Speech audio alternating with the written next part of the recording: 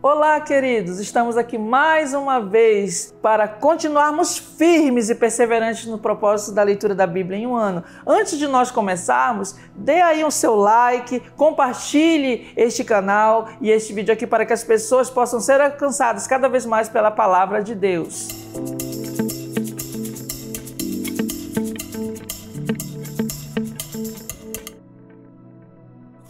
Daremos início com o livro de Levítico. Levítico 11, ele fala muito, dá instruções, na verdade, faz lembretes diários ao povo israelita sobre os seus deveres para com Deus. E aqui no livro 11, versículo 1, está justamente a lei que fala sobre os animais limpos e os imundos, aqueles que poderiam ser comidos e os que não poderiam ser comidos na época, né? Então aqui, como nós podemos observar, no capítulo 11, diz assim, que falou o Senhor a Moisés e a Arão, dizendo-lhes, dizei aos filhos de Israel, são estes os animais que comereis de todos os quadrúpedes que há sobre a terra, todo o que tem unhas fendidas e o casco se divide em dois, e rumina, entre os animais esses comereis. Instruções daquilo que poderia ou não ser comido. Lógico, queridos, que além dessa questão do que poderia ou não ser comido, não teria só a ver com a questão da comida em si, mas sim, está muito também ligado, né, a diretrizes que tinham o propósito de manter a separação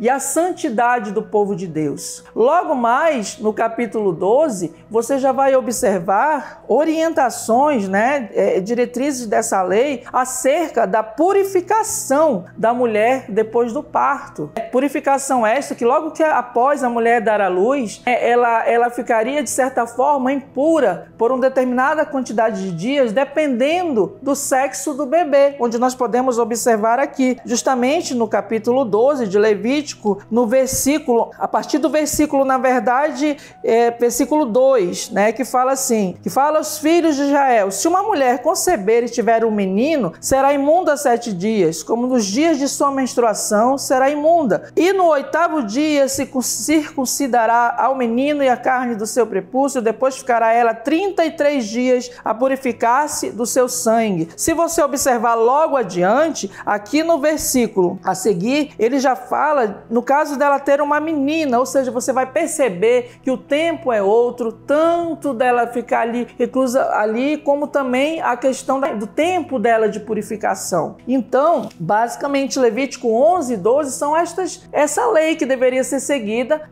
tanto para a questão do que poderia ser comer ou não comer, e também com relação à purificação da mulher após dar à luz, tá bom? Prosseguindo nossa leitura, Provérbios 24, ele traz ensinamentos tão importantes, queridos, tão importantes daquilo que nós não devemos ser e fazer enquanto cristãos e filhos do Senhor. E o primeiro que eu gostaria assim, de destacar com você neste momento é justamente Provérbios 24, que fala ali no versículo 1 e 2. Vamos acompanhar, onde ele fala justamente assim, há tantos ensinamentos, mas ele fala de um que assim é tão assolador nos dias atuais, que é justamente a questão da inveja, que nós não devemos ter inveja, e principalmente dos malignos. É bem claro isso aqui, não tenhais inveja dos homens malignos, nem queiras estar com eles, porque o seu coração maquina violência e os seus lábios falam para o mal. Então traz um ensinamento tão perfeito, que se a inveja em si já é um sentimento tão ruim que não deve estar em nosso coração,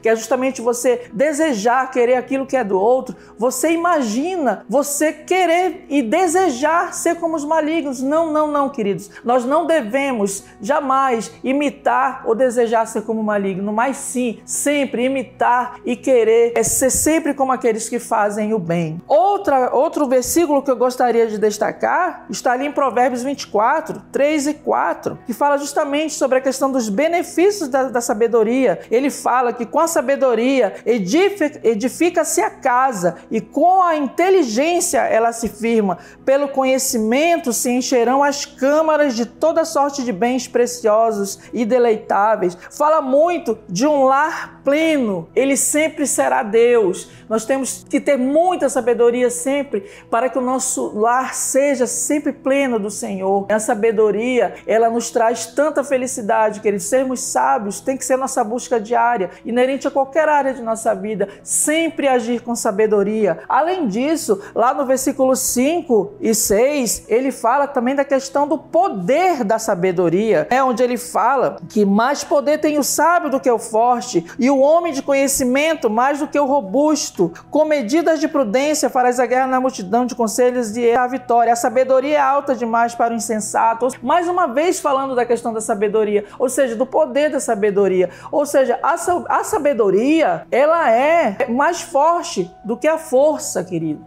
Porque imagine só você, a força, ela sem sabedoria, ela causa destruição e mata. Mas um homem sábio, aquele homem sábio em que ele tem sabedoria, ele vai influenciar muito mais do que um exército cheio de armas, cheio de força. E finalizando aqui Provérbios, eu quero ir para o versículo 17, que diz assim, que quando cair o teu inimigo, não te alegres, e não se regozije o teu coração, quando ele tropeçar, para que o Senhor não veja isso e lhe desagrade, desvie dele a sua ira. Jamais devemos nos alegrar com a desgraça de um inimigo, ou seja, de quem for, queridos. Isso não condiz com os ensinamentos do Senhor e com certeza o Senhor se desagrada. Então que nós possamos cada vez mais nos alegrar com os que se alegram, chorar com os que choram e sermos cada vez mais cheios do Espírito Santo, para que nossa vida aqui nessa terra seja um exemplo a ser seguido para as outras pessoas. E finalizo nossa leitura de hoje com Mateus 11, do capítulo 1 ao 19. Se você for observar ali, antes de chegar nesse capítulo, você vai observar que Jesus vai nomear os discípulos, escolher os discípulos, passar as instruções. E aqui, a partir do 11, você vai que Jesus ele começa a pregar nas cidades. Onde ele diz assim, que ora tendo acabado Jesus de dar estas instruções a seus 12 discípulos, partiu dali a ensinar e a pregar nas cidades. Outro episódio que nós podemos observar aqui também no livro de Mateus é que João Batista, mesmo encarcerado, ele tem a dúvida ali se Jesus era realmente o Messias esperado. Então, ali naquele momento, ele vai e envia aqui a Jesus, o seu mensageiro, para saber se Jesus realmente era o Messias. E aqui nós podemos observar justamente isso, quando João, aqui no versículo 2, dizendo justamente assim, quando João ouviu no cárcere falar das obras de Cristo, mandou por seus discípulos a perguntar-lhe, és tu aquele que estava para vir ou havemos de esperar outro? E aí você vê que realmente, a partir do versículo 4, que realmente Jesus era o Messias esperado, que ali realmente estavam acontecendo milagres. É onde você pode observar aqui na leitura, que fala que onde os cegos estavam enxergando, os coxos andando, os leprosos purificados, surdos ouvindo, querido, milagres tão lindos que estavam acontecendo. E ali ele teve a certeza, que Jesus era o Messias. E logo ali mais adiante, você começa a observar já o testemunho, onde Jesus dá o testemunho a respeito de João Batista. Que coisa linda! E ele ali fala sobre João Batista, dizendo que ele foi quem preparou o caminho, queridos. Você entende isso? O caminho para o próprio Senhor. Ele não era o caminho, mas ele preparou o caminho para o Senhor. E finalizando, nós podemos observar aqui justamente onde ele diz que João Batista, no versículo 11, que em verdade eu digo, entre os nascidos de mulher, ninguém apareceu maior do que João Batista. Que coisa linda, querido. Que coisa linda o testemunho de Jesus sobre João Batista. E é dessa forma que eu quero hoje aqui encerrar mais uma leitura diária com você, pedindo que você possa estar compartilhando este vídeo com seus amigos, familiares, que possamos verdadeiramente alcançar vidas e cada vez mais perseverar na palavra que é vida e vida em abundância. Dê o seu like e vamos juntos. Até a próxima.